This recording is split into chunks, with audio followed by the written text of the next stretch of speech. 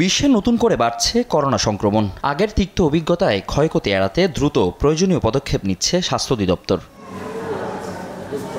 হঠাৎ সংক্রমণ বেড়ে যাওয়ায় বিভিন্ন হাসপাতালে শুরু হয় নমুনা পরীক্ষা। বৃহস্পতিবার সকাল থেকে নমুনা পরীক্ষার কিট সংগ্রহে স্বাস্থ্য অধিদপ্তরে জড়ো হতে থাকে হাসপাতাল কর্তৃপক্ষ।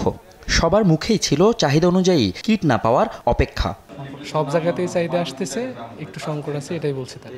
এই বিষয়ে অধিদপ্তরের সংক্রমণ রোগ নিয়ন্ত্রণ শাখার পরিচালক অধ্যাপক ডাক্তার হালিমুর রশিদ জানান, পর্যাপ্ত কিট মজুদ রয়েছে, তবে হাসপাতালের সক্ষমতা অনুযায়ী সরবরাহ করা হচ্ছে। যে হাসপাতাল 100টা বা 1000টা বা 5000 ডিমান্ড দিচ্ছে, সেই গত এক বছরে কটা পরীক্ষা করছে সেটা দেখলে আমার ডিমান্ড বুঝতে পারবো। সব হাসপাতালকে ইনস্ট্রাকশন দেওয়া হয়েছে আপনাদের হাসপাতালে করোনার জন্য আলাদা বেড ডেডিকেট করে রাখতে। এদিকে রাজধানী মহাখালীর করোনা ডেডিকেটেড হাসপাতাল পরিস্থিতি মোকাবেলায় প্রস্তুত। 9 জন রোগী ভর্তির কথা জানিয়ে হাসপাতালটির পরিচালক বলেন, গেল সপ্তাহের তুলনায় আনুপাতিক হারে বাড়ছে রোগী। আমরা যেহেতু ডেডিকেটেড কোভিড-19 আমাদের বেশ কিছু কিট ছিল এবং স্বাস্থ্য অধিদপ্তর আজকেও আমাদের বেশ কিছু কিট দিচ্ছে।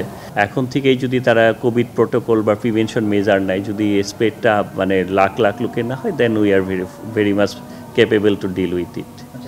করোনা প্রতিরোধে স্বাস্থ্য অধিদপ্তর মাস্ক ব্যবহার, জনসমাগম পরিহার সহ নানা পরামর্শ দিলেও সচেতন নয় সাধারণ মানুষ। সরকারি সেবা প্রতিষ্ঠান, মেট্রো রেল, বিমানবন্দর কিংবা স্টেশনের যাত্রী কর্তৃপক্ষ কেউই মানছে না নির্দেশনা। করোনা বাড়তেছে, মাস্ক ব্যবহার করতে এর বিকল্প নাই, এরকম কিছু বলে নাই। আসলে হঠাৎ করে এই নির্দেশিকা দেওয়া তো মানে মাস্ক সাথে নেই, পরবর্তীতে পড়ার চেষ্টা করব। করোনা আমি তো ডোজ দিয়ে রাখছি, 3টা ডোজই দিছি, তো সেই হিসাবে চিন্তা করলাম যে ডোজ দিতে তো কোনো সমস্যা নাই। সবগুলোতে আমরা দেখানোর চেষ্টা করতেছি যে করোনা এড়াতে সবাই যাতে মাস্ক ব্যবহার করে, এই মেসেজটা আমরা দেওয়ার চেষ্টা করতেছি। সচেতন মহল বলছে, প্রথম থেকেই স্বাস্থ্য সুরক্ষা মেনে না চললে আবারও ভয়ঙ্কর হয়ে উঠতে পারে ভাইরাসটি।